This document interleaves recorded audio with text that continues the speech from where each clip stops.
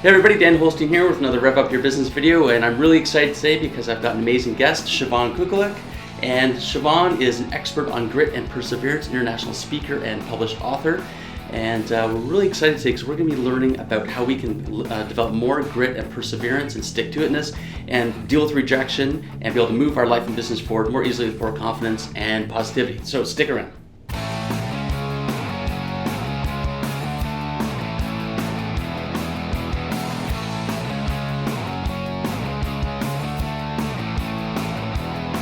Hey everybody, Dan Holstein here with Siobhan Kukolic. Welcome, Siobhan. Thank you for having me.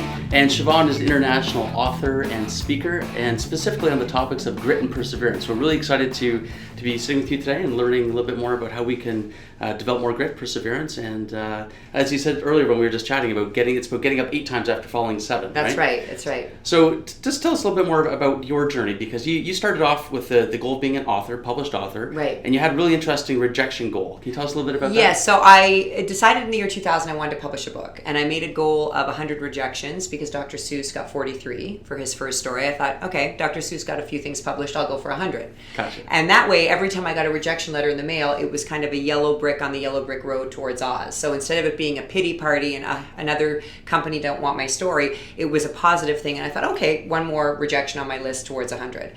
So I got 32 rejections for various children's book manuscripts. And then I just decided, you know what, I'm just going to start a blog. So January 1st, 2016, started a blog called The Treasure You Seek.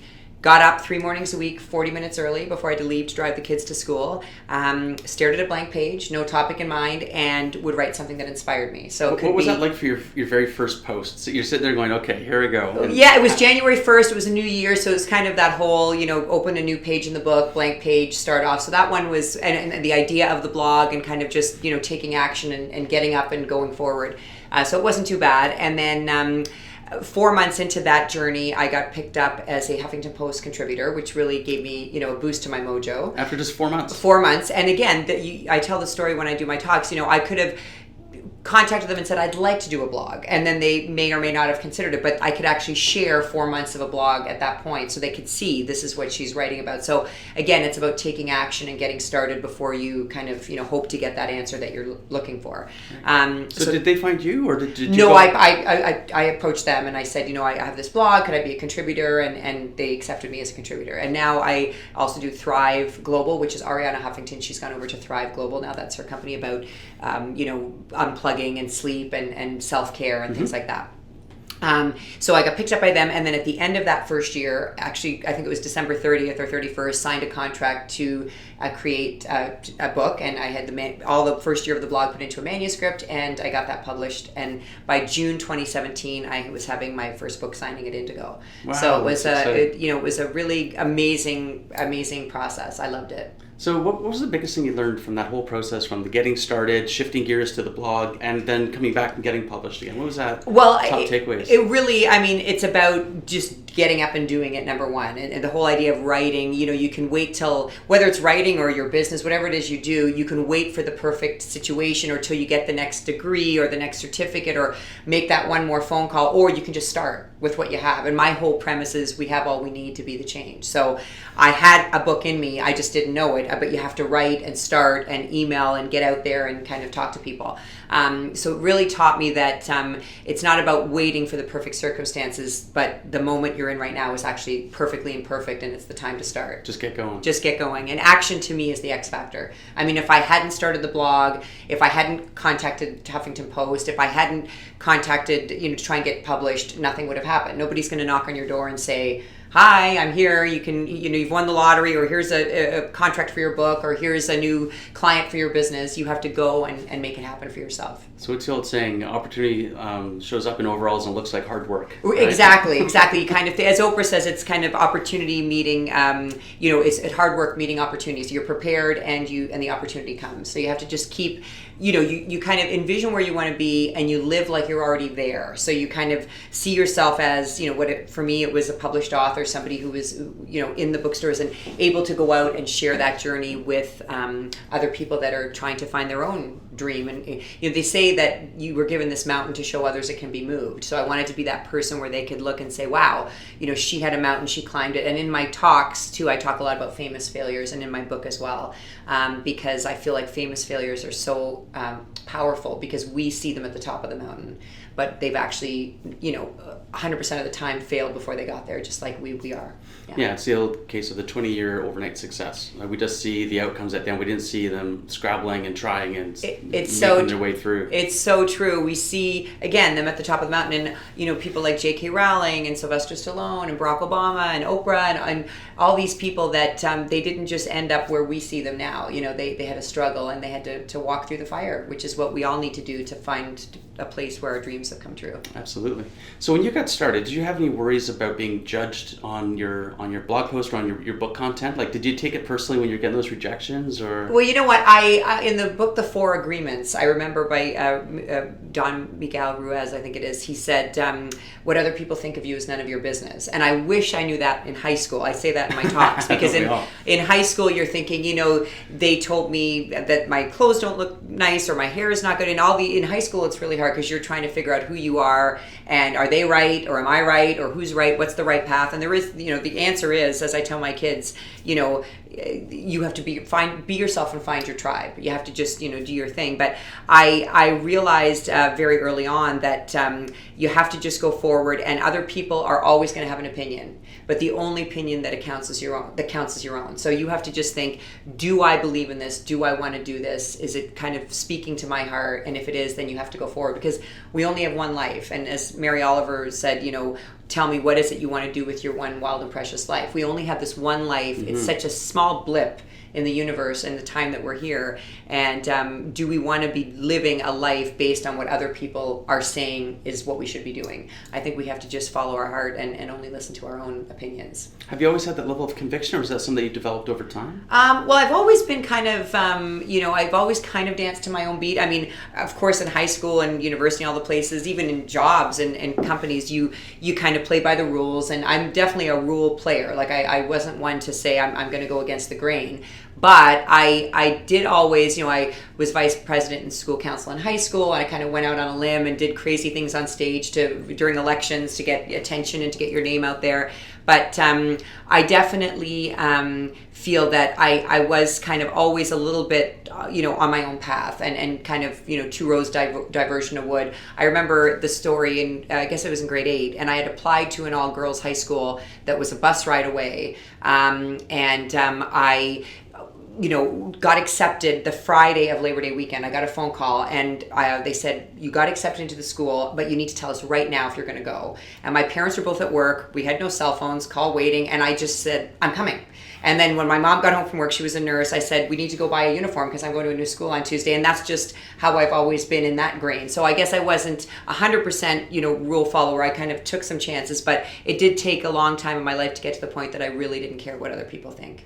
So. That's a journey, and I think we never truly don't care. I mean, we have to care on some level, and we can tell it's ourselves. It's your ego, it's your human side, yeah, I agree. But I'm sure you got the rejections, but I'm sure you got a lot of support along the way. People reading your blog, commenting, reaching out, things like that. Did you develop some new relationships with people that really appreciated what you were putting out there? Definitely. Like with the blog, I find people do contact me and say I was really inspired by that. Or there was a gentleman that said I spoke somewhere and he heard my story about getting up 3 mornings a week early, and he did the same and changed his job. He got a new job after that, which really inspired me. So anytime... So he used your methodology of getting up 3 mornings a week and never giving up and kind of taking action and looking for new jobs, changing his resume. And instead of just saying, I should really change my job, he actually got up and started taking action. Because I think that one email can change everything, but you have to send it, So he followed your framework and achieved some success. And he achieved some success. Yeah. And people say to me all the time, they get inspired by my blog, and they kind of makes them think I'm not alone. Somebody else is going through the same thing. So I think if one child or one adult or one person can say, my day is better because I got inspired and I went on and changed my life, I feel like I've succeeded. So fantastic. It's about having a positive impact. Positive impact for sure. Yeah. Awesome. Yeah. Cool. So it's been good. Awesome.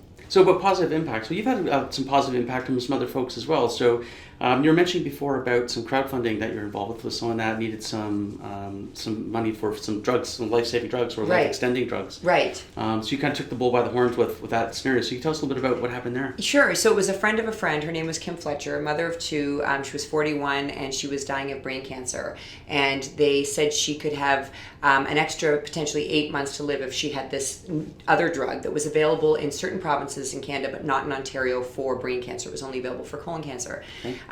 So I just, through her friend, the mutual friend, got the information. What's the name of the drug? How much does it cost? What's the backstory? And I started contacting the media.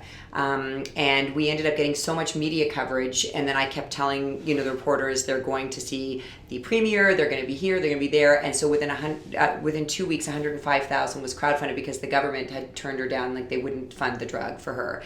So that was just an example of just for myself, I just thought there, but for the grace of God, go. I just want to help her and trying, and so she ended up getting the drug. It was costing something like $4,400 every 2 weeks on her visa, and then when she got the crowdfund, she was able to pay for it with that, and I believe it gave her an extra 6 months, which was incredible. An amazing time with her kids.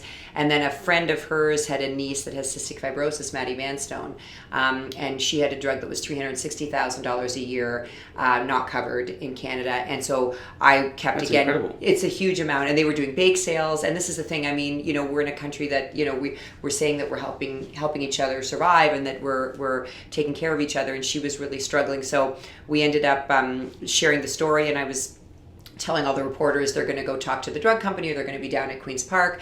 And then just an hour before the provincial debate that year, the premier at the time, Kathleen Wynne, announced that Maddie's drug would be covered, because I think they didn't want it tabled during the debate. So again, it was a real David and Goliath story. Yeah. You could sit on the sidelines and say there's no way you're going to make anything happen here, or you can just go out and take action and try. And what's the worst thing that can happen is that you'll get a no, but you need 100 no's to get a yes, right? So.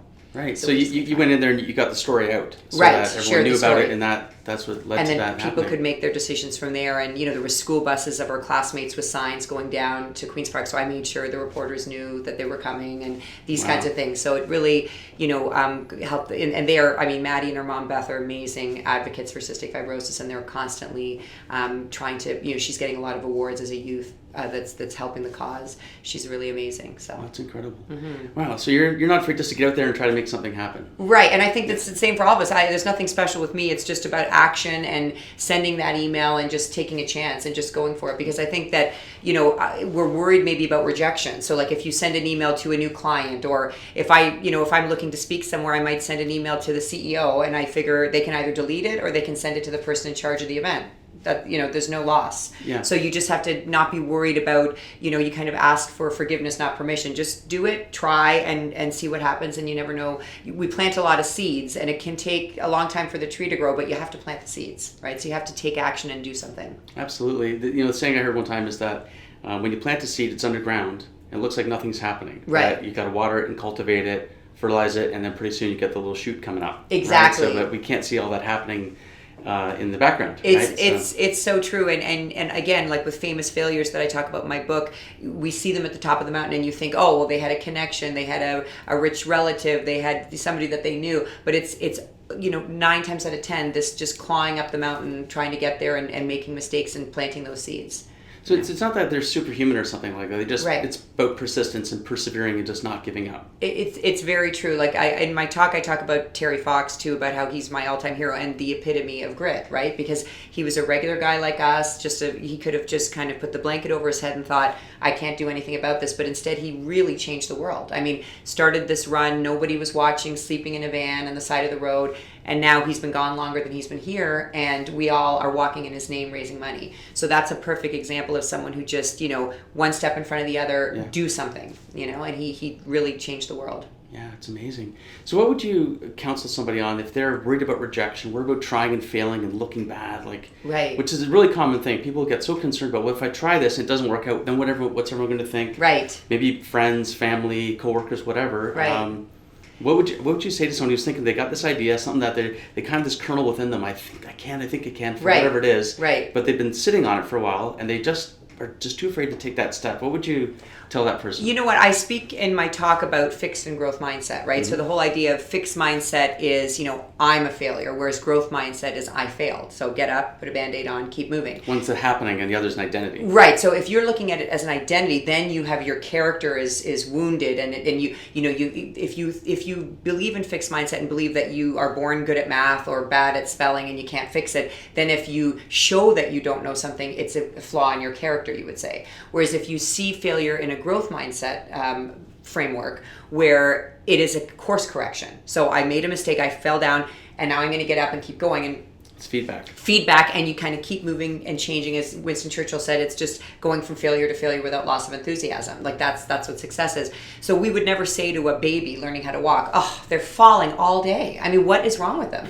We would say, like, keep going, you're almost there. And that's what life is. Life is us learning how to walk the way babies do, right? So you have to just keep going, never give up, and know that you are going to fall. That's the key. If you kind of wake up in the morning and go, I'm probably going to fall 7 times today, but I'm going to get up 8, like the Japanese proverb, then you success is in your grasp. You've already won. So it's that mindset that you can actually be impacted by a failure because it's feedback. It's just one more way that your path isn't working. So get up, keep moving, try something else. 100%. Don't take it personal. Don't take it personal. And my 3 kids are competitive Irish dancers. And a few years ago, my son, he had gotten to the champ level of Irish dance legitimately, but before his time. So he was kind of, he was there, but he was the bottom of the pack. So for 4.5 years, he did not place at a competition. So they would call the numbers, he would look, it was never his number, but he would say to me, oh, I was 3 off the podium. I was 2 off the podium. I was 1 better than last week. And he kept going. And then 3 weeks before we went to the North American Irish Dance Championships, he fell and they got a call from school. He'd rolled his ankle and they thought his foot was broken. Oh, boy. Ended up it wasn't broken, but they said he can't dance for 3 weeks. So I said the planes are booked, the hotels are booked, everything's booked. So he didn't dance for 3 weeks, got the okay from the doctor right before we left. And when we went there, I said, dance against yourself. All you can do is leave it all on the stage and don't get in your mind and think everyone else has been practicing for 3 weeks. Everyone else, just do you. And he got up on stage, left it all on the stage, and for the first time in 4.5 years, got a recall medal and was 21st in North America in boys his age. So it was just an example of you can sit there and think, what are people going to say? I'm going to fail. It's never going to work out. Or you can just be like, I have it in me. I'm going to go and do it. And that just translates to every job and walk of life. That's an amazing lesson there. Just finding the positive in the challenge and right. Sticking with it and seeing that as the moving forward. That's the win. Yeah, as humans, I think it's so important we can see and feel a bit of progress all the time. Right. And if we feel stuck, well, the feedback is I'm not moving forward, I must not be doing it right, or I'm not good enough, or I can't figure it out. Exactly. So if we can just not see those as failures, but as a little bit of feedback, hey, that didn't work. Right. But what good came of it? What did you right. learn? How can you apply that? What so your did son you learn? It's the lessons. Exemplified that. He really did, and I was so proud of him that he was able to look at the change and say, I'm growing, so that's the win. So if you look at that as the win, you're not going to worry about what other people think and about failure and rejection. It's growth in life.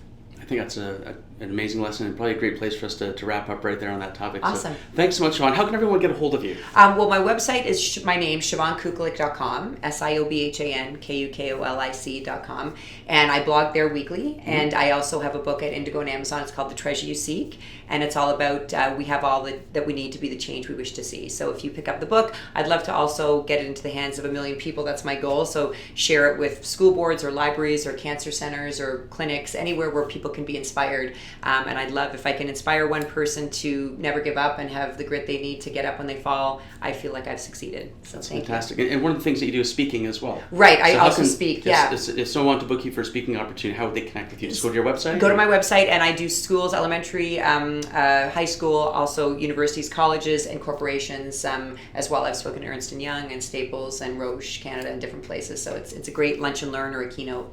Wonderful. Well, great. Thank you so much, Siobhan. I really appreciate you taking the time to come chat with us. Thank you so much, Dan. Awesome. That was awesome. Very good. Thank you. Thanks. Great.